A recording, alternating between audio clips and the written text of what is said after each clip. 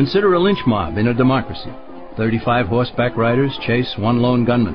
They catch him, and they vote 35 to 1 to hang him. Democracy has triumphed, and there's one less gunman to contend with. Now consider the same scenario in a republic. The 35 horseback riders catch the gunman and vote 35 to 1 to hang him, but the sheriff arrives, and he says, "You can't kill him. He's got his right to a fair trial." So they take the gunman back to town. A jury of his peers is selected, and they hear the evidence and the defense, and they decide if he shall hang. Does the jury even decide by majority rule? No, it has to be unanimous, or he goes free. The rights of the gunman aren't subject to majority rule, but to the law. This is the essence of a republic. Many Americans would be surprised to learn that the word democracy does not appear in the Declaration of Independence or the U.S. Constitution, nor does it appear in any of the constitutions of the 50 states.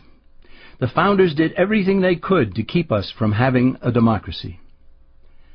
James Madison, rightly known as the father of the Constitution, wrote in essay number 10 of the Federalist Papers, "Democracies have ever been spectacles of turbulence and contention, have ever been found incompatible with personal security or the rights of property, and have in general been as short in their lives as they have been violent in their deaths." Alexander Hamilton agreed, and he stated, "We are a republican government. Real liberty is never found in despotism or in the extremes of democracy."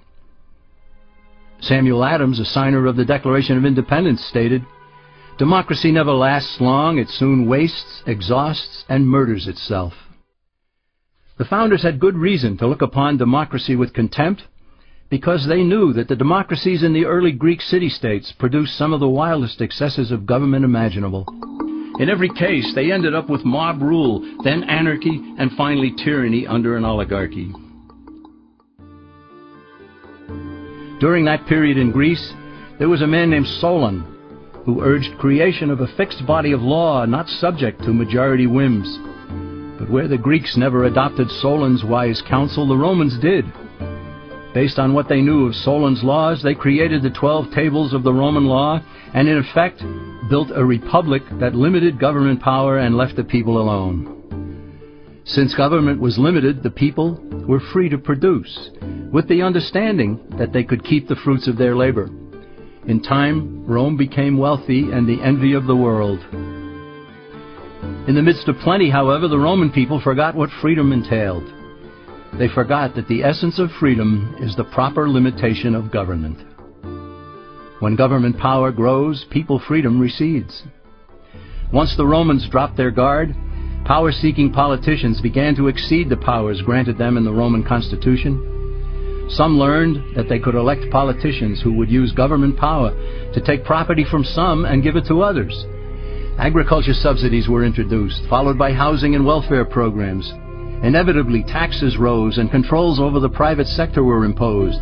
Soon, a number of Rome's producers could no longer make ends meet, and they went on the dole. Productivity declined, shortages developed, and mobs began roaming the streets, demanding bread and circuses from the government. Many were induced to trade freedom for security. Eventually, the whole system came crashing down. They went from a republic to a democracy, and ended up with an oligarchy under a progression of the Caesars.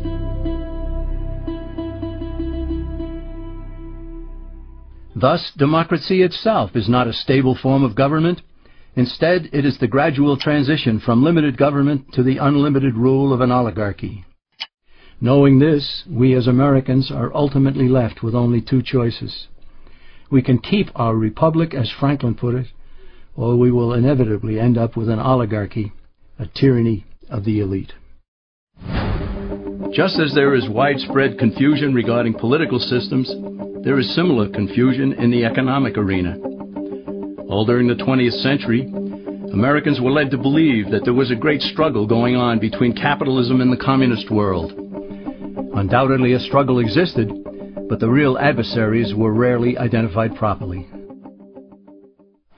No discussion about economic systems will make sense without first defining terms, and one of the most basic terms in economics is capital, whose definition is the means of production. To illustrate what capital is, let's consider a very simple economy.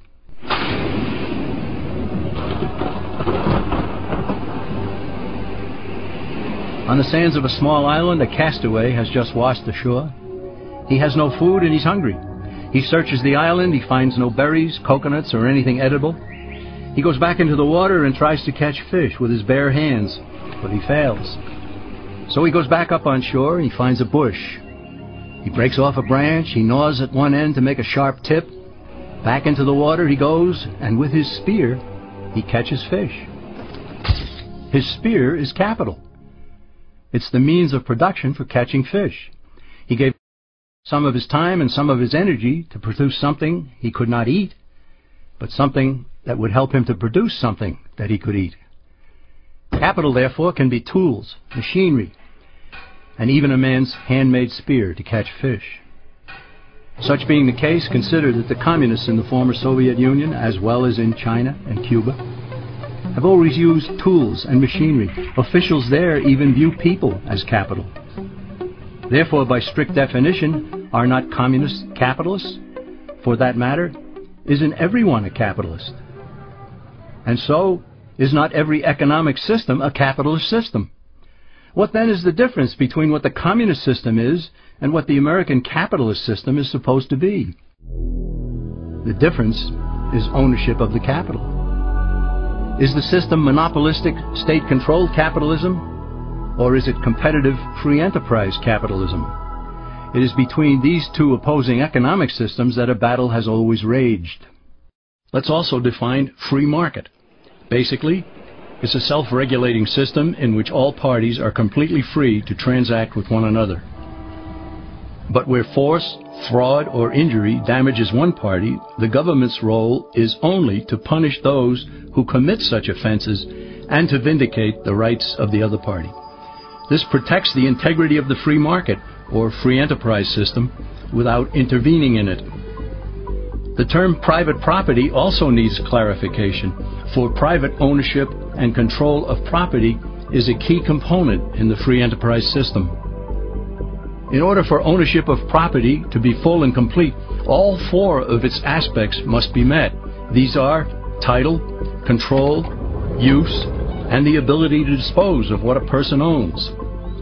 In a free market economy, these aspects are unrestrained, so long as the owner does not infringe on the legitimate rights and claims of others. True ownership of property and freedom go hand in hand. They always have.